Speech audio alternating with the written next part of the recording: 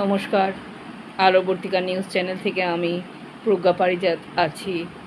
আজকে এই মুহূর্তে কবি কৌশিক গাঙ্গুলির কবিতা অগ্নিমূল্য। এই আগুন চড়া বাজারে পাই না খেতে পেট ভরে, আগুন জলে বাতাসেতে মরে যায় যত হাড় হাঁপাতে।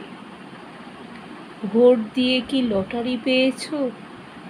রাজাদের প্রতিশ্রুতি শুনেছ, তবু মিছিলেতে ভিড় বাড়ে।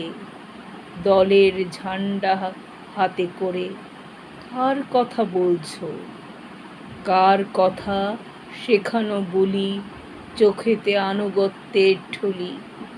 ওরা বসে থাকে ঠান্ডা ঘরে, না খেতে পেয়ে মরে যারা, কি এসে যায় ওদের তাতে? দামি গাড়িতে ঘুরতে ফিরতে।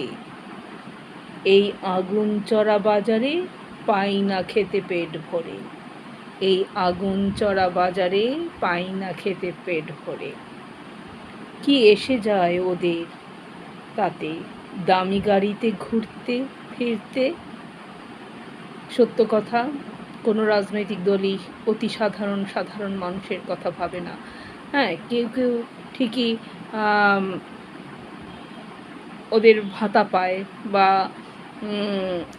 রাজনৈতিক দল বদলের সঙ্গে সঙ্গে তারাও সেই সব রাজনৈতিক দলে রঙের ছাতার তলায় চলে যায়।